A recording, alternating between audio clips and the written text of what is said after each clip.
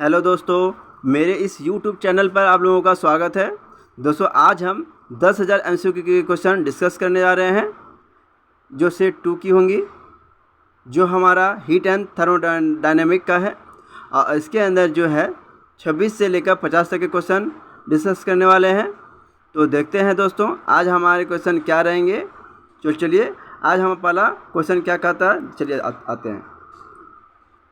पहला क्वेश्चन है दोस्तों हमारा, ऊपरी परमाणुओं पर एक अंतरिक्ष यात्री महसूस करता है। ऊपरी परमाणुओं पर एक अंतरिक्ष यात्री महसूस करता है, तो आंसर हो जाएगा बहुत ठंडा महसूस करता है। नेक्स्ट क्वेश्चन पर आते हैं दोस्तों। रात मैदानी इलाकों की तुलना में रेगिस्तान में ठंडी होती है क्योंकि, आंसर हो जाएगा रेत पृथ्वी की तुलना में अधिक तेज़ी से गर्मी फैलाती है, इसलिए। क्वेश्चन फिर से पढ़ते हैं। रात मैदानी इलाकों की तुलना में रेगिस्तान में ठंडी होती है क्योंकि रेत पृथ्वी की तुलना में अधिक तेज़ी से गर्मी फैलाती है। नेक्स्ट क्वेश्चन पे आते हैं दोस्तों। किसी पिंड का तापमान किसका सूचक है? किसी पिंड का तापमान किसका सूचक है? तो शरीर के, आंसर हो जाएंगे शरीर के अणुओं की औसत गतिविधि ऊर्जा का सूचक है। किसी पिंड का तापमान किसका सूचक है? शरीर के अणुओं की औसत गतिविधि ऊर्जा का सूचक है। नेक्स्ट क्वेश्चन पे आते हैं दोस्तों।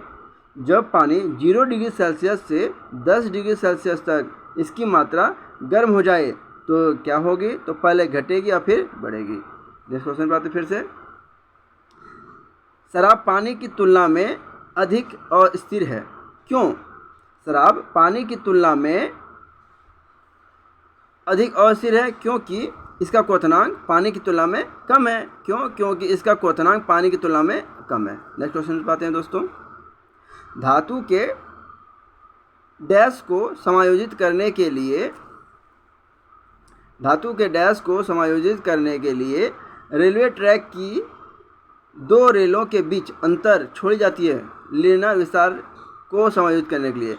किसे समायोजित करने के लिए? तो लीनेरा विस्तार को समायोजित करने के लिए रेलवे ट्रैक की 2 रेलवे के बीच अंतर छोड़ी जाती है। नेक्स्ट क्वेश्चन पे आते हैं दोस्तों। नेक्स्ट क्वेश्चन है दोस्तों हमारा, सुपर कूलिंग का अर्थ किस बिंदु पर शीतलता से है? सुपर कूलिंग का अर्थ किस बिंदु पर शीतलता से है? तो गलनांक पर है। आंसर क्या हो जाएगा? गलनांक पर हो जाएंगे। सुपर कूलिंग का अर्थ किस बिंदु पर है? तो आंसर क्या हो जाएगा? गलनांक पर। नेक्स्ट क्वेश्चन पे आते हैं दोस्तों।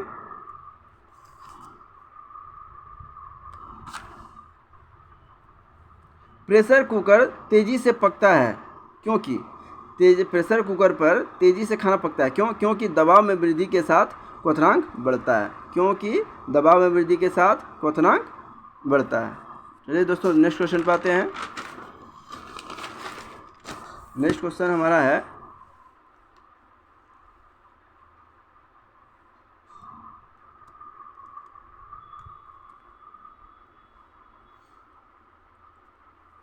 पदार्थ के तापमान में परिवर्तन के दौरान आपूर्ति की जाने वाली ऊष्मा ऊर्जा किस रूप में संग्रहित की जाती है? पदार्थ के तापमान में परिवर्तन के दौरान आपूर्ति की जाने वाली ऊष्मा ऊर्जा किस रूप में संग्रहित की जाती है? तो गतिज ऊर्जा में संग्रहित की जाती है। पदार्थ के दौरान तापमान में परिवर्तन के दौरान आपूर्ति की जाने वाली ऊष्मा ऊर्जा किस रूप में संग्रहित की जाती है? तो गतिज ऊर्जा में संग्रहित की जाती है। नेक्स्ट क्वेश्चन पे आते हैं दोस्तों। जिस तापमान पर फ़ारेनहाइट पैमाने और सेल्सियस पैमाने दोनों को पढ़ा जाता है वही तापमान क्या हो जाती है? तो -40 हो जाती है। जिस तापमान पर फ़ारेनहाइट पैमाने और सेल्सियस पैमाने दोनों को पढ़ा जाता है वही तापमान क्या होता है? तो -40 हो जाती है। नेक्स्ट क्वेश्चन पे आते हैं दोस्तों। खाना पकाने के बर्तनों के बाहर आमतौर पर नीचे से काला छोड़ दिया जाता है क्योंकि, आंसर हो जाएगा काली सतह ऊष्मा का एक सुचालक है। खाना पकाने के बर्तनों के बाहर आमतौर पर नीचे से काला छोड़ दिया जाता है क्योंकि काली सतह ऊष्मा का एक सुचालक है। नेक्स्ट क्वेश्चन पे आते हैं दोस्तों।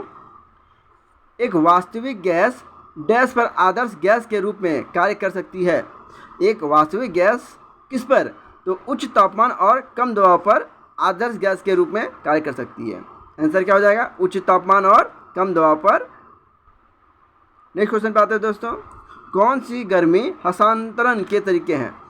कौन सी गर्मी हस्तांतरण की तरीके हैं? तो संवहन जो है हस्तांतरण के तरीके हैं। नेक्स्ट क्वेश्चन पे आते हैं दोस्तों, पृथ्वी एक है तो पृथ्वी क्या है? तो पृथ्वी एक अच्छा अवशोषक और गर्मी का अच्छा रेडिएटर है। पृथ्वी एक है, क्या है? तो पृथ्वी एक है अच्छा अवशोषक और गर्मी का एक अच्छा रेडिएटर है। नेक्स्ट क्वेश्चन पे आते हैं दोस्तों, किस धातु में अधिकतम तापीय चालकता है? नेक्स्ट क्वेश्चन पे आते हैं तो क्या है, किस धातु में अधिकतम तापीय ऊर्जा चालकता है? तो चांदी में अधिकतम चालकता है। नेक्स्ट क्वेश्चन पे आते हैं दोस्तों, नेक्स्ट क्वेश्चन हमारा है, नेक्स्ट क्वेश्चन है दोस्तों, बर्फ को बुरादा में पैक किया जाता है, क्यों? बर्फ को बुरादा में पैक किया जाता है क्योंकि बुरादा गर्मी का एक खराब संवाहक होता है। बुरादा गर्मी का एक क्या होता है? खराब संवाहक होता है। ऊष्मा को अणुओं की वास्तविक गति के माध्यम से निम्न तापमान तक प्रसारित किया जाता है। क्वेश्चन बता रहा है, ऊष्मा को अणुओं की वास्तविक गति के माध्यम से निम्न तापमान तक प्रसारित किया जाता है, तो संवहन द्वारा प्रसारित किया जाता है। किसके द्वारा? तो संवहन द्वारा। नेक्स्ट क्वेश्चन पे आते हैं, कुष्णीय विकिरण उच्चतम अवस्था तक पहुंचने पर तरंगदैर्घ्य कैसी होती है? क्वेश्चन बोल रहा है दोस्तों, कुष्णीय विकिरण उच्चतम अवस्था तक पहुंचने पर तरंगदैर्घ्य कैसी होती है? तो तरंगदैर्घ्य तापमान में वृद्धि के साथ बढ़ती है। तरंगदैर्घ्य कैसे होती है? तापमान में वृद्धि के साथ बढ़ती है। नेक्स्ट क्वेश्चन पे आते हैं दोस्तों, 0 केल्विन के बराबर है। 0 केल्विन किसके बराबर है? तो -273 डिग्री सेल्सियस के बराबर है। 0 केल्विन किसके बराबर है? तो -273 डिग्री सेल्सियस के बराबर है। नेक्स्ट क्वेश्चन पे आते हैं दोस्तों, भाप इंजन में उबलते पानी का तापमान अधिक हो सकता है, क्योंकि भाप इंजन में उबलते पानी का तापमान अधिक हो सकता है, क्यों? क्योंकि बॉयलर के अंदर उच्च दबाव है, क्योंकि बॉयलर के अंदर उच्च दबाव होता है। नेक्स्ट क्वेश्चन पे आते हैं दोस्तों, ठंडे देशों में अत्यधिक ठंड की स्थिति में पानी के पाइप फट जाता है। ठंडे देशों में अत्यधिक ठंडी की स्थिति में पानी के पाइप फट जाता है, क्यों? क्योंकि पानी जमने पर पानी फैलता है, क्योंकि जमने पर पानी क्या होता है? फैलता है, जिसके कारण पाइप फट जाती है। नेक्स्ट क्वेश्चन पे आते हैं दोस्तों, वह ऊर्जा जो पृथ्वी की सतह के नीचे संग्रहित ऊष्मा को दोहन कर सकती है, इसे क्या कहा जाता है? भूतापीय ऊर्जा कहा जाता है। वह ऊर्जा जो पृथ्वी की सतह के नीचे संग्रहित ऊष्मा को दोहन कर सकती है, तो इसे क्या कहा जाता है? तो भूतापीय ऊर्जा कहा जा सकता है। नेक्स्ट क्वेश्चन पे आते हैं दोस्तों, नेक्स्ट क्वेश्चन है हमारा दोस्तों, विशिष्ट गुरुत्व डैश के अनुपात के रूप में परिभाषित किया गया है। विशिष्ट गुरुत्व डैश के अनुपात के रूप में परिभाषित किया गया है, तो किसके रूप में? तो पदार्थ का घनत्व 4 डिग्री सेल्सियस पर पानी के घनत्व तक के अनुपात में रूप में परिभाषित किया गया है। क्वेश्चन एक बार फिर से पढ़ते हैं दोस्तों, विशिष्ट गुरुत्व किसके अनुपात के रूप में परिभाषित किया गया है? तो पदार्थ का घनत्व 4 डिग्री सेल्सियस पर पानी का घनत्व तक का अनुपात में परिभाषित किया गया है।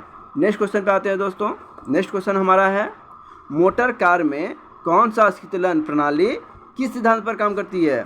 मोटर कार में कौन सी शीतलन प्रणाली किस सिद्धांत पर काम करती है? तो संवहन सिद्धांत पर काम करती है। क्वेश्चन हमारा, मोटर कार में कौन सी शीतलन प्रणाली को हम रेडिएटर भी मान सकते हैं। रेडिएटर किस सिद्धांत पर काम करता है? तो संवहन के द्वारा काम कर सकता है। नेक्स्ट क्वेश्चन पे आते हैं दोस्तों, 2 शरीर ए और बी एक ही द्रव्यमान और इन दोनों को समान मात्रा में ऊष्मा दी जाती है। यदि गर्मी बढ़ने के कारण ए का तापमान बी से अधिक बढ़ जाता है तो क्या हो जाएगा? तो आंसर हो जाएगा, ए के विशिष्ट ताप क्षमता बी की तुलना में कम हो जाएगी। ए की विशिष्ट ताप क्षमता बी की तुलना में कम हो जाएगी। अगर मेरी वीडियो अच्छी लगी तो चैनल को लाइक और सब्सक्राइब करना ना भूलें। धन्यवाद।